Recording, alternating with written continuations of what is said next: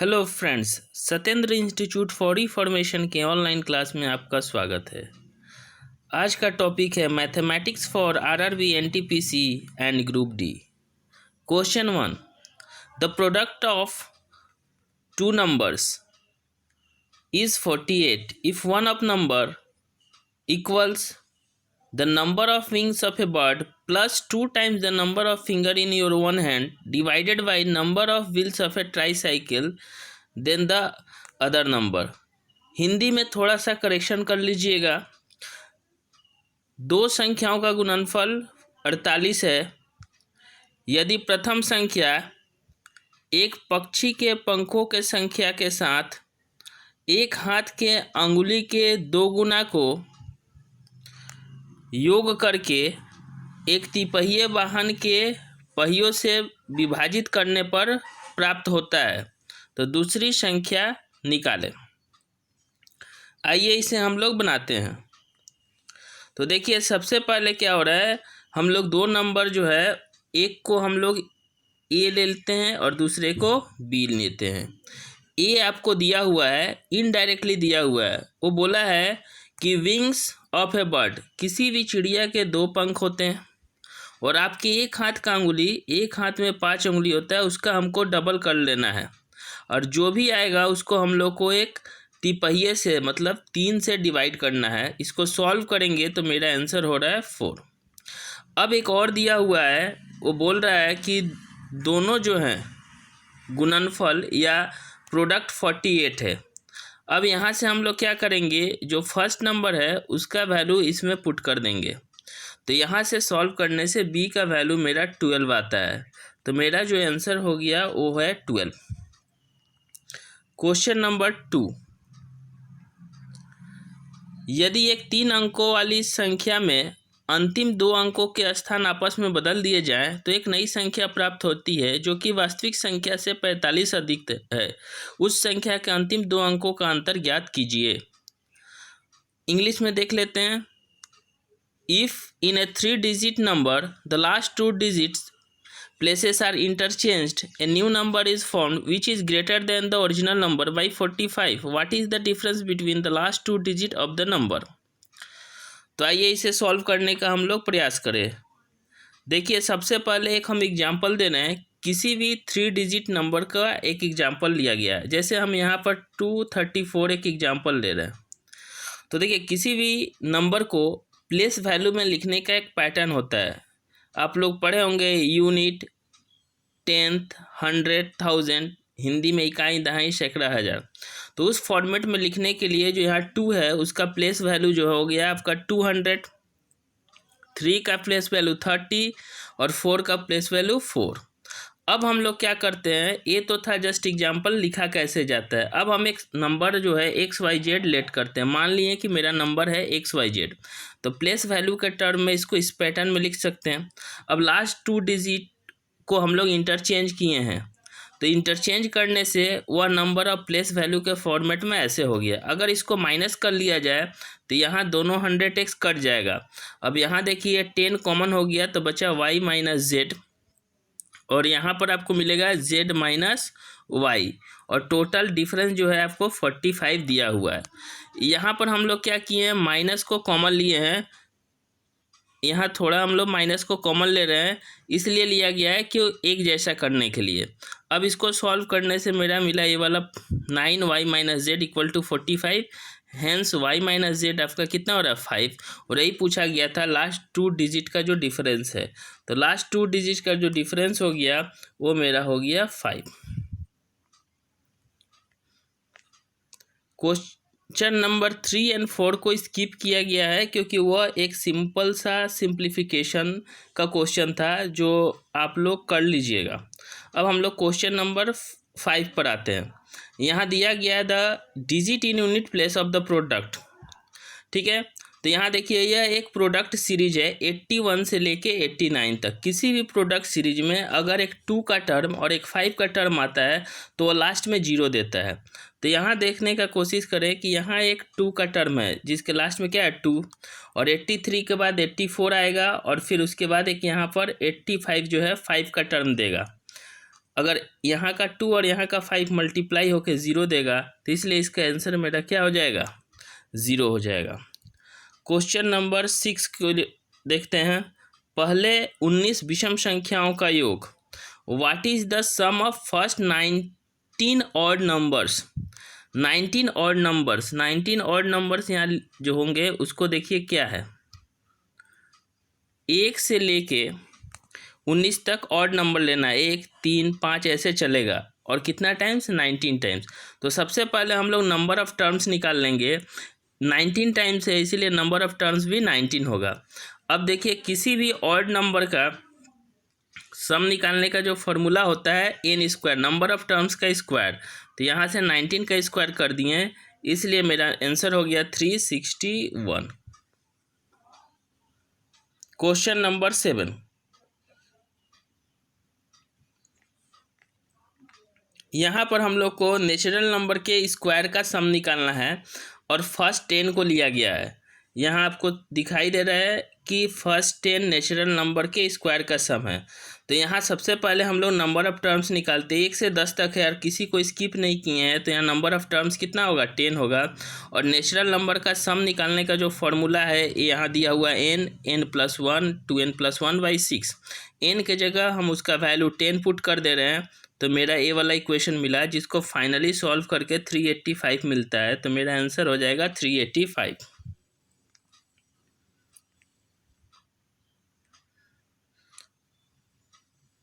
एक कक्षा में लड़कियों की संख्या लड़कों की संख्या से 20% अधिक है। कक्षा में विद्यार्थियों की कुल संख्या 66 है। यदि कक्षा में 4 और लड़कियों का प्रवेश होता है तो लड़कियों की संख्या का लड़कों की संख्या का लड़कियों की संख्या से अनुपात। In a class, the number of girls is 20% more than of boy. The strength of class is 66. If four more girls are admitted to the class, the ratio of the number of boys to that of girls is. तो यहाँ देखिए हम लोगों का एक compare किया गया है लड़कियों का लड़कों से। तो हम लोग क्या करेंगे, जिससे कंपेयर किया गया है उसको 100 मान लेंगे। तो हम लोग बॉयज़ को 100 मान लिए, तो यहाँ जो गर्ल्स हो गए वो हो गए 120, क्योंकि 20% मोर है। अब इसको काट के अगर रेशियो बना लिया जाए तो ये हो गया 5:6। अब इसी रेशियो में हमको बांटना है, ठीक है। तो टोटल को इसी रेशियो में बांटेंगे। टोटल मेरा जो है 66, उसको अगर 5:6 में बांटे तो रेशियो में बांटने का रूल होता है टोटल को सम ऑफ रेशियो 5 + 6 11 से डिवाइड करेंगे तो कितना मिला, 6। और जो भी यहाँ पर आया है उससे ईच रेशियो को हम लोग मल्टीप्लाई करेंगे। तो अगर 5 को 6 से मल्टीप्लाई करते हैं तो यहाँ 30 होता है, 6 को 6 से करते हैं तो यहाँ 36 होता है। अब क्या बोला गया है, जो बॉय है वो तो पहले जितना ही है और गर्ल्स में और हम लोग 4 ऐड करते हैं तो ये कितना हो गया, 40। इसको काट दिया जाए तो रेशियो हो गया 3:4। तो मेरा आंसर हो जाएगा 3:4। Question number 9। यदि ए की आय बी की आय से 10% अधिक है तथा बी की आय सी की आय से 20% कम है तो क्रमशः ए बी सी की आय का अनुपात ज्ञात कीजिए। तो सबसे पहले हम लोग क्या करते हैं, जिससे अल्टीमेट कंपैरिजन होता है उसी को सॉल्व करते हैं। तो देखिए ए का कंपेयर बी से हुआ और बी का सी से, तो अल्टीमेट कंपेयर किससे हो रहा है, सी से। तो हम लोग क्या करेंगे कि जो सी है उसको 100 लेट कर लेंगे।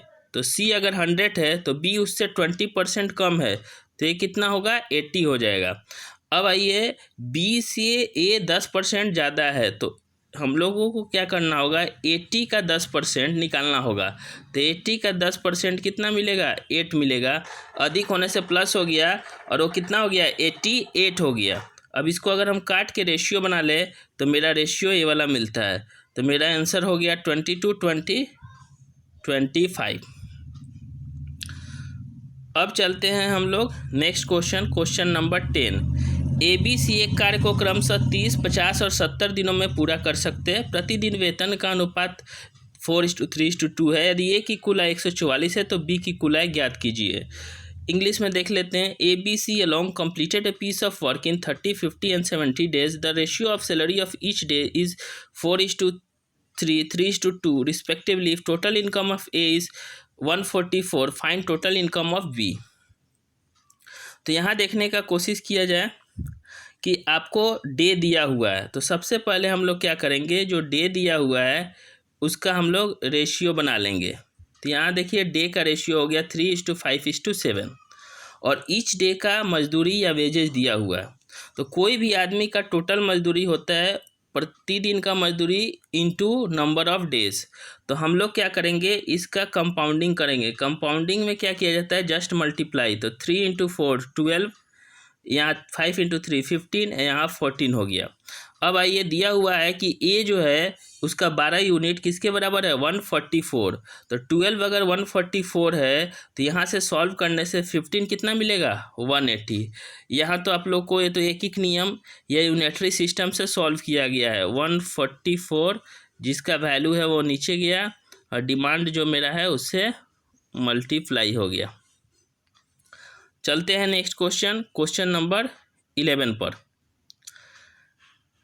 एक ट्रेन पहले मिनट में 500 मीटर की यात्रा करती है, अगले 4 मिनट में प्रति मिनट पिछले मिनट की यात्रा से 125 मीटर अधिक यात्रा करती है। उन 5 मिनट के दौरान ट्रेन की प्रति घंटा औसत गति होगी।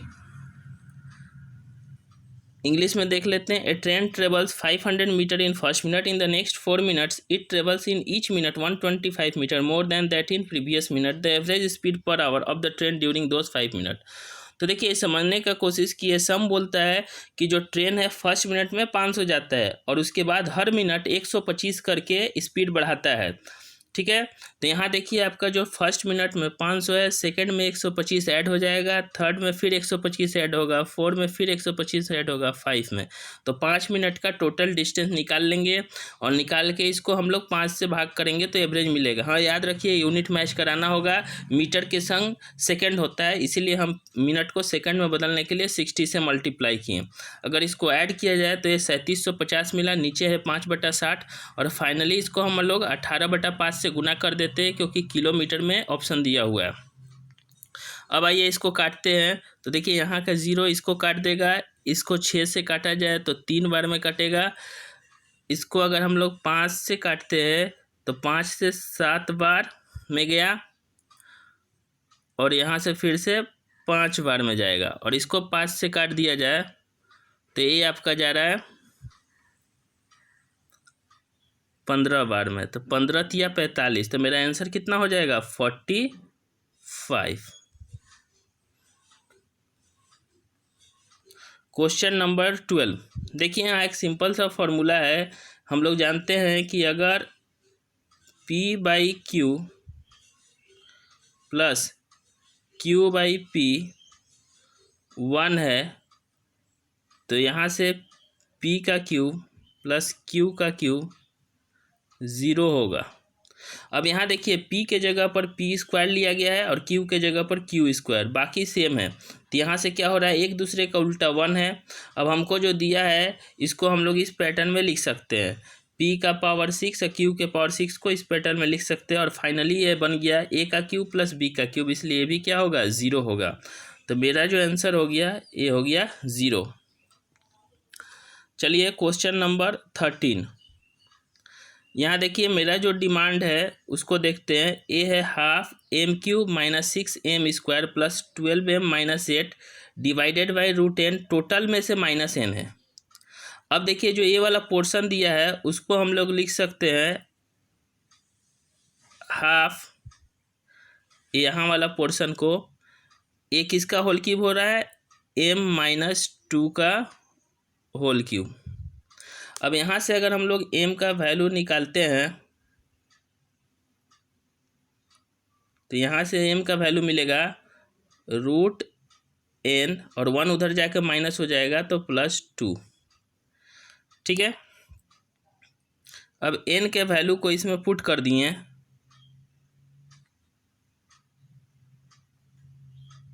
तो ये हो गया हाफ, m के जगह कितना जाएगा, √n + 2 और यहाँ का 2 और यहाँ का 2 क्या होगा, कट जाएगा। तो यहाँ हो गया √n का क्यूब। ओके, तो इस पोर्शन को हम लोग सॉल्व कर चुके हैं। अब आगे देखते हैं टोटल डिवाइडेड बाई कितना है, रूट एन, और उसमें से एन को माइनस किया गया है। तो देखिए यहाँ से मेरा क्या हो गया, हाफ, अच्छा रूट एन का क्यूब क्या होता है, एन रूट एन, और नीचे में ये वाला जो एन से डिवाइड किया गया था, देखिए यहाँ पर आपको दिखाई दे रहा है, इसको हम लोग क्या लिख दिए, रूट एन लिख दिए। तो ये एन एन को कट गया तो हाफ एन, और उधर से क्या हो रहा है, माइनस एन है इस टोटल ब्रैकेट में, तो एन माइनस एन क्या हो गया, 0 हो जाएगा। तो इसका आंसर आपको मिलेगा 0। अब क्वेश्चन 14 को लिखते हैं। देखिए क्वेश्चन 14 में हम लोग वैल्यू ट्रैक करेंगे, सॉल्व करने से लेंदी हो जाएगा। यहाँ ए बी सी सबको 1 मान लेते हैं। तो देखिए ए के जगह 1 पुट करेंगे, बी के जगह भी 1 पुट करेंगे, और सी के जगह भी 1 पुट करेंगे। तो यहाँ से एक्स का वैल्यू 0 हो जाएगा, वाई का वैल्यू 0 हो जाएगा, और जेड का वैल्यू 0 हो जाएगा। अब एक्स के जगह एक्स का वैल्यू, वाई के जगह वाई का वैल्यू, जेड के जगह जेड का वैल्यू हर जगह पुट करते जाएंगे। तो क्या होगा, 1/1, और 1/1 1 होता है। तो इसका आंसर मेरा 1 हो जाएगा। क्वेश्चन नंबर 15, यहाँ पर आप लोगों को देखना होगा कि ये एक छोटा सा रेशनलाइजेशन का क्वेश्चन है। देखिए यहाँ पर दिया हुआ है √7 - 1 बाई √7 + 1। इसको हम लोग रेशनलाइज कर लेंगे। रेशनलाइज का रूल होता है, नीचे वाला जो ये वाला है साइन बदल के ऊपर जाएगा, तो यहाँ होल स्क्वायर हो जाएगा, और नीचे एक ही फार्मूला काम करेगा, a² - b²। ए के जगह √7 होगा जो स्क्वायर होके 7 बनाएगा, और बी के जगह 1 होगा, तो 7 - 1 6 हो गया। सिमिलरली इसको भी हम लोग क्या करेंगे, रेशनलाइज करेंगे। तो यहाँ पर क्या होगा, नीचे वाला साइन बदल के ऊपर जाएगा, और नीचे 6 ही मिलेगा, क्योंकि नीचे हमेशा a² - b²। तो यहाँ से ये वाला मिल गया। अब हम लोग एक फार्मूला जानते हैं जिसको हम लोग अप्लाई करेंगे। कौन सा फार्मूला, यहाँ देखिए आप लोग ये जानते हैं कि a + b का whole square minus a - b का whole square equal to 4ab। हाँ, इसको अगर उल्टा कर ले, माइनस को सामने और प्लस को इधर साइड में कर ले, तो यहाँ पर एक क्या आ जाएगा, -4ab। तो इसी फॉर्मूला को हम लोग यहाँ पर अप्लाई करेंगे, ठीक है। तो ये क्या देगा, -4ab। तो -4ab के हिसाब से कितना बन जाएगा, यहाँ होगा 4ab। ए के जगह कितना गया, -4, ए के जगह √7 और बी के जगह 1 बाई नीचे का 6 ये रहेगा। अब इसको अगर कट किया जाए और हम लोग इस फॉर्मेट में लिखने का कोशिश करें, a + √7b, तो देखिए ए वाला टर्म क्या जगह कोई वैल्यू नहीं है तो 0 बनेगा, और √7 का कोफिशिएंट कितना मिल रहा है, माइनस, यहाँ 4 अच्छे कट के कितना हो गया, 2/3। तो a = 0 और b = -2/3। तो इसका जो आंसर हो गया आपका वो ए रहा, सी नंबर।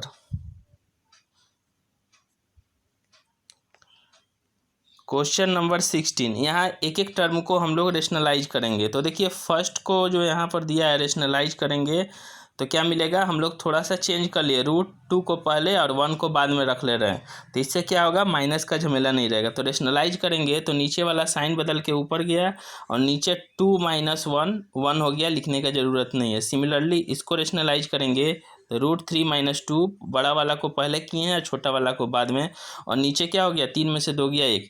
तो इसी तरह से सबको रेशनलाइज कर लिया गया है। अब देखिए, अब यहाँ देखिए, यहाँ का जो आपका +2 है और यहाँ का -2 कट जाएगा, ठीक है। इसी तरह से क्या हो रहा है कि बीच में का सारा कटते जाएगा। अगर फर्स्ट में का पहला बचा तो लास्ट में का फर्स्ट में का अंतिम बचेगा तो लास्ट में का पहला बचेगा। एक क्रॉस का रूल है, अगर फर्स्ट ग्रुप से पहला बचता तो लास्ट का अंतिम वाला बचता। तो यहाँ पर साइन कन्वेंशन को याद रखना होगा। मेरा कौन बचा, 1, और इधर से √9। तो देखिए √9 बड़ा है इसलिए इसको पहले लिखे, 1 के सामने माइनस का साइन है, तो ये हो गया 3 - 1 = 2। तो इसका आंसर हमको मिलेगा 2 मिलेगा। Question number 17। क्वेश्चन नंबर 17 में आपको जो दिया हुआ है, यहाँ देखिए ए वाला डिवाइडेड बाई ए वाला, और इसका वैल्यू दिया है √3। तो हम लोग कॉम्पोनेंडो डिविडेंडो लगाएं। कॉम्पोनेंडो डिविडेंडो का मतलब होता है एक बार प्लस एक बार माइनस। प्लस करेंगे तो यहाँ से देखिए आपका क्या हो रहा है, ये दोनों टर्म जो है ये कट गया, ठीक है। तो यहाँ √a प्लस √2b भी बचा, और एक बार माइनस किए तो ये वाला मिला। इसी तरह से वैल्यू पर भी कॉम्पोनेंडो डिविडेंडो लगाएंगे। √3 वैल्यू है और कुछ नहीं है तो उसके नीचे 1 है, तो एक बार प्लस होगा और एक बार माइनस होगा। अब स्क्वायरिंग बोथ साइड किए हैं हम लोग। क्या किया गया है, squaring both side. Squaring both side करने से इधर का रूट खत्म हो गया और ये होल स्क्वायर हो गया। फिर से एक बार हम लोग कंपोनेंडो डिविडेंडो करते हैं। तो देखिए यहाँ का +2b और -2b कट के ऊपर में क्या बचा 2a। और एक सिंपल सा रूल होता है कंपोनेंडो डिविडेंडो में कि ऊपर में बचेगा पहला वाला और नीचे में बचेगा दूसरा वाला। और इधर क्या है, एक बार प्लस कर देंगे और एक बार माइनस करेंगे। ऊपर में a + b का whole square plus a - b का होल स्क्वायर का फॉर्मूला लगा, जो कि होता है 2a² + b², ठीक है। तो ऊपर में जो है मेरा ये बचा, और नीचे में जो है a + b का होल माइनस, तो 4ab का फॉर्मूला लगा। इसको काट दिया जाए तो 2/√3 मिलता है, इसलिए रेशियो हो गया 2:√3।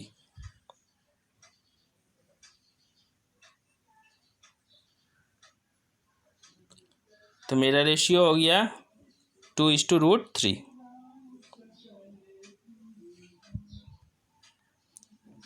Next question 18। यहाँ एक आइसोलेस समद्विबाहु त्रिभुज दिया हुआ है ABC, जिसमें AB बोला है 10, AC 10 और यहाँ पर दिया है 8 दे दिया BC का वैल्यू।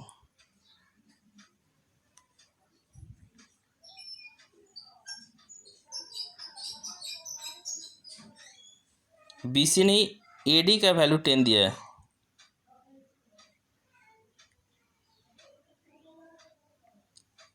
यहाँ पर आपका जो मीडियन है ए हो गया आपका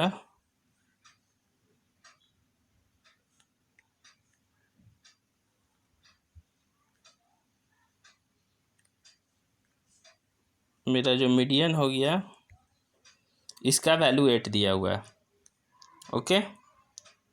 और आपसे पूछा गया क्या है, BC की लंबाई पूछा गया है।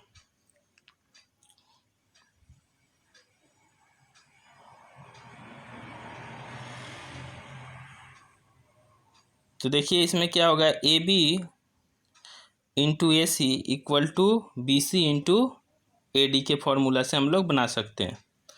तो यहाँ 100 डिवाइडेड बाई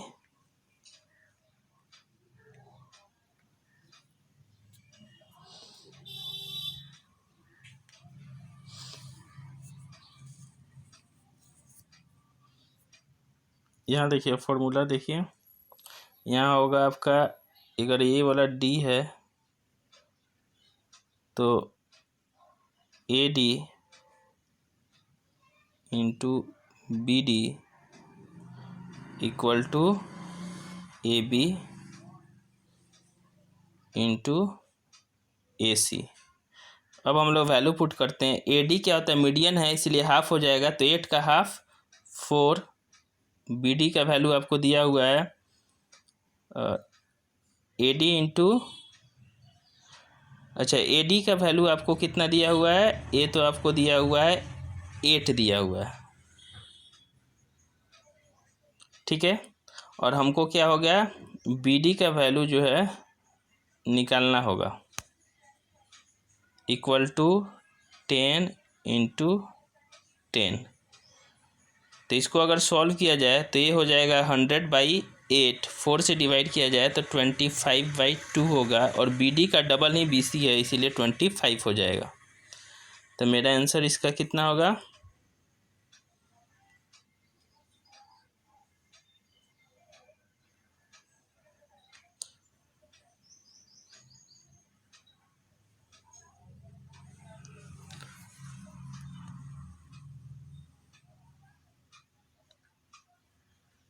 यहाँ देखिए थोड़ा सा गड़बड़ हो गया है। अच्छा, इसे हम लोग स्किप करते हैं, इसे लास्ट में सॉल्व करते हैं। Question number 19।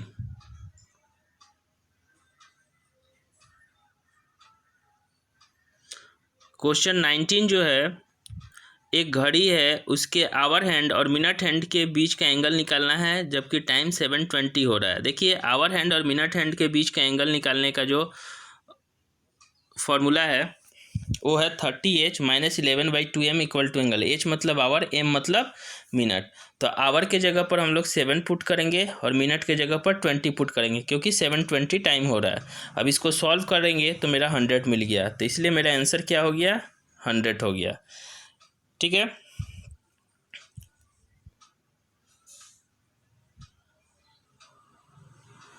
Next question 20। यहाँ पर क्या करना था, टेबल से वैल्यू निकालना था और सबका स्क्वायर करना था, क्योंकि हर जगह स्क्वायर। तो cos 30 होता है √3/2, जो कि स्क्वायर होके आपका 3/4 बनेगा।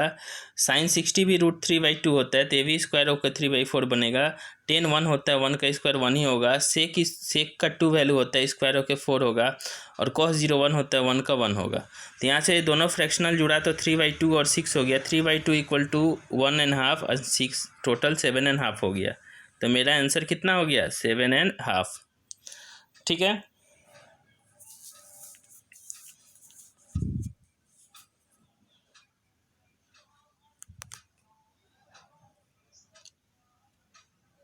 तो ये था आज का क्लास।